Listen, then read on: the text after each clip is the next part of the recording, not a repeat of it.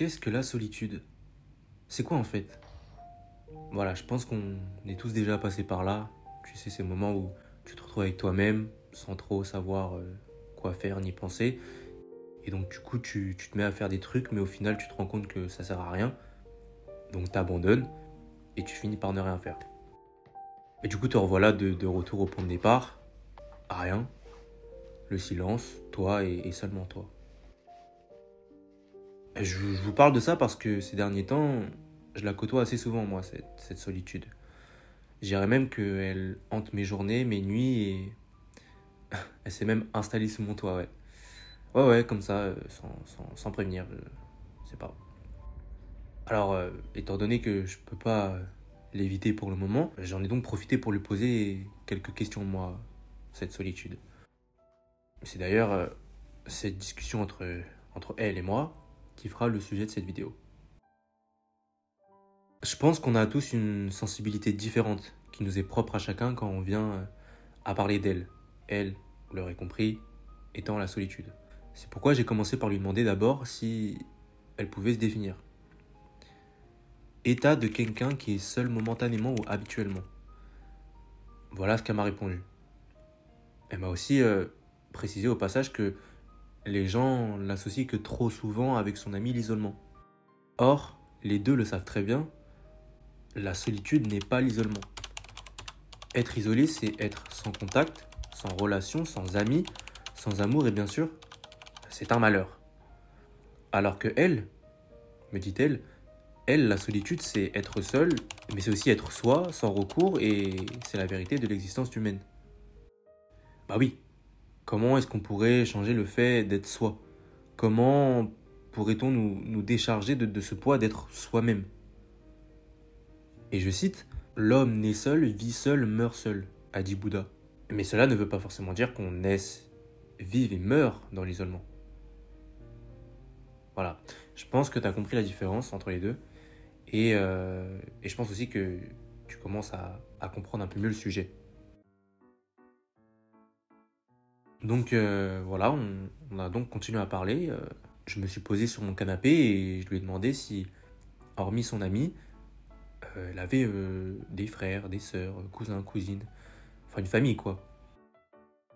À cette question, je me rappelle, elle a froncé des sourcils, levé les yeux au ciel pour finalement me répondre « Eh bien si on veut, tout dépend de comment est-ce qu'on perçoit la chose ». Et je l'ai regardé d'un air assez interrogateur, mais bon, j'avais compris. Voilà donc ce que j'ai retenu.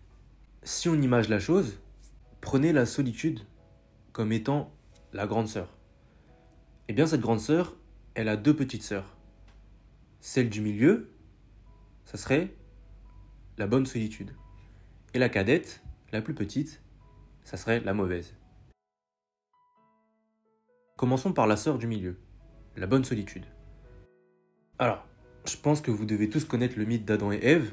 Et pour ceux qui ne connaîtraient pas ce mythe, pour faire simple, les deux premiers humains à avoir vécu sur Terre, ça serait Adam et Ève. Et du coup, l'humanité découlerait de ces deux personnes. Eh bien, d'après un pasteur du nom de Alain Houssiot, il se serait appuyé sur ce mythe et il dit que, selon lui, en tout premier lieu, la vocation de l'homme est d'être seul et d'accepter sa solitude. Unique condition pour accepter l'autre, unique condition pour aimer l'autre, tout en sachant que l'on reste seul. En gros, si t'as pas compris, pour faire simple, ça veut juste dire aime-toi avant d'aimer quelqu'un d'autre. Mais dans ce aime-toi, si vraiment on y réfléchit bien, s'aimer soi-même, ça veut d'abord dire passer par une phase de solitude. Bah oui. Comment tu sais que tu t'aimes toi-même? Eh bien, en trouvant ce que t'aimes faire, en trouvant ce que t'aimes manger, ton style de fille, enfin voilà quoi. Tout ça, ça se trouve par soi-même et ça se fait seul. Vous comprenez? D'où la bonne solitude.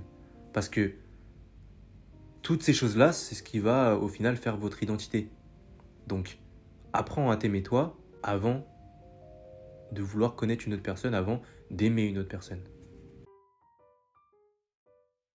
Évidemment, les propos de notre monsieur Alain Houssiot, eh bien, de nos jours, ça peut nous paraître assez contradictoire, notamment à cause de l'époque dans laquelle on vit, une époque assez moderne comparée à ceux d'avant, où voilà, on a accès à des réseaux sociaux, à des applications de rencontres. Tout ça, ça permet de faciliter les interactions sociales. Alors évidemment, même si c'est en virtuel, ça peut nous mener quand même à faire des rencontres dans la vraie vie. Et puis même, on vit dans un monde qui évolue vite, très vite, qui nous impose une certaine activité constante autour de nous. Et au final, ce mouvement omniprésent à chaque instant, il ne nous laisse même pas le temps d'avoir un moment pour nous, une occasion de vraiment venir se retrouver avec soi, son soi intérieur, se retrouver avec soi-même. Voilà. Voilà ce qu'est la bonne solitude, c'est, en quelques mots, c'est l'amour de soi. Passons maintenant à la petite cadette, la petite sœur, la mauvaise solitude. Alors en quoi une solitude peut être considérée comme mauvaise ou alors mal vécue lorsqu'elle est ou devient synonyme d'isolement géographique, sociologique, économique même, ou encore quand elle n'est plus synonyme de liberté. Mais lorsqu'elle devient souffrance pour vous, faisant oublier voilà, vos envies, vos désirs, ce que vous avez envie de faire, votre destin. Donc, ce que l'on peut appeler mauvaise solitude, c'est celle qui, au lieu d'être choisie, elle vous est soumise. Donc, au lieu d'être volontaire, vous la subissez. Et puis après, ça mène à l'isolement. Par exemple, une personne vivant seule ou presque seule, ayant peu d'amis, voire pas du tout, eh bien, elle peut très bien être menée à vivre une vie de solitude et évidemment à être exclue en quelque sorte de la société. Donc cette personne, elle va se sentir abandonnée, un peu mise à l'écart. Eh bien, ce genre de solitude, elle a un nom. On appelle ça une solitude grecque. Et on peut dire merci à un philosophe, Marcel Gontier, qui nous a fait un petit livre, voilà, il nous a élaboré un petit ouvrage, et c'est grâce à lui que nous sommes capables de mettre un nom dessus. Évidemment, un individu peut également se retrouver seul, par peur, voilà, basique, par timidité, par repli ou résignation, ou alors par rejet, mépris des autres, ou voilà, amertume. Ça, pas besoin de préciser, vous connaissez. Après avoir avalé toutes ces informations, j'ai proposé à ma très chère amie, oui, je pense que je peux l'appeler comme ça parce que ça fait déjà un petit moment que je la côtoie, donc heureusement que je la considère comme une amie. Je lui ai proposé d'aller se manger un petit truc dehors, voilà, et que sur le chemin, elle pouvait peut-être m'en dire un peu plus sur elle. Parce que, je sais pas, j'avais l'impression qu'elle me cachait encore quelques petits trucs. Il y avait encore quelques petits trucs à dire. Sais-tu pourquoi tu es seul et pourquoi je suis devenu ton ami? M'a-t-elle demandé d'un air assuré. Je lui ai répondu, je sais pas moi, peut-être parce que je ne fais pas d'efforts non plus, voilà. Ou peut-être que c'est moi et par rapport à toi, je dirais que tu m'aimes bien et je sais pas, t'aimes bien passer du temps avec moi, non? Elle me regarda quelques secondes, souffla de la bouche d'un air agacé, puis continua à marcher. Ok, très bien. Laisse-moi un peu éclairer ta petite lanterne d'idiot là. Ouais, c'est ce qu'elle m'a dit. Et bref, laissez-moi vous partager son étude de cas. Oui, j'ai bien dit étude de cas. Le cas qui est étudié, c'est moi. Lol. D'après elle, je ne ferai pas assez d'efforts pour me sortir de cette situation. Et elle m'a conseillé de trouver une ou des passions, ou encore créer une routine pour me tenir occupé et rester productif, pour m'ancrer dans le présent. Elle a aussi utilisé le terme booster ma sociabilité, c'est-à-dire sourire davantage pour avoir l'air plus ouvert, ou engager une conversation avec des phrases simples comme « C'est la première fois que vous venez ici ?» Elle m'a aussi précisé que je n'ai pas forcément besoin de devenir super proche avec ces personnes que j'aborde. Mais ça ne veut pas dire pour autant que l'intention de bien faire ne doit pas y être. Car très souvent, ça pourrait me mener à de belles amitiés. Et enfin, l'amour. Trouver une personne avec qui je partagerai mon temps et mes sentiments. C'est vrai que mathématiquement parlant, ça diviserait au moins mon temps de solitude par 2.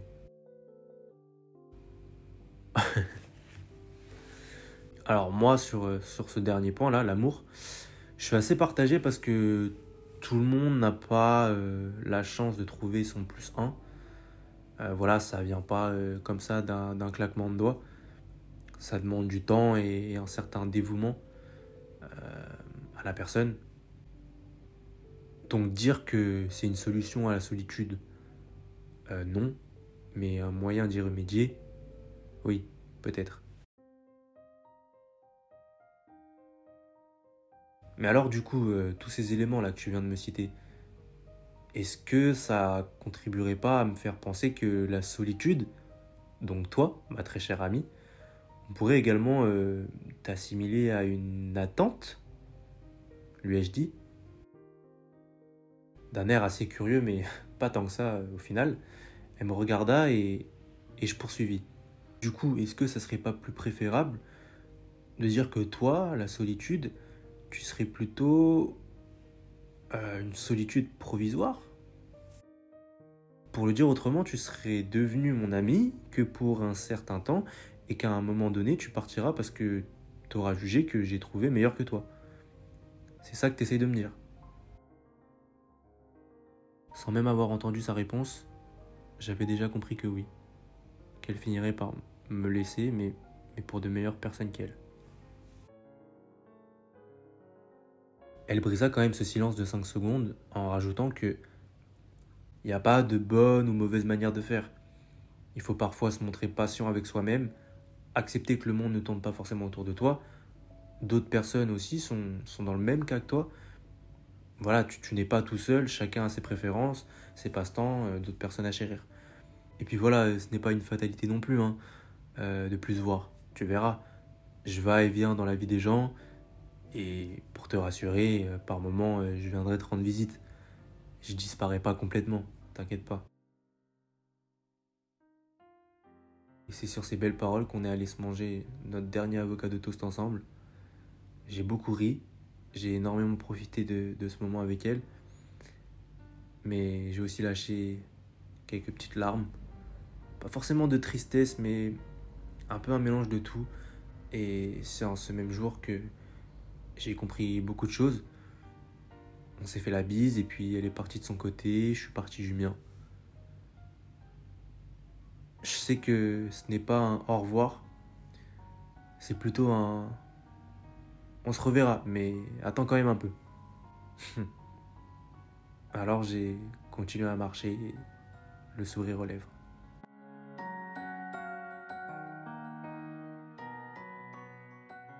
En rentrant chez moi, j'aperçois une petite note sur le coin de ma table, devant le canapé.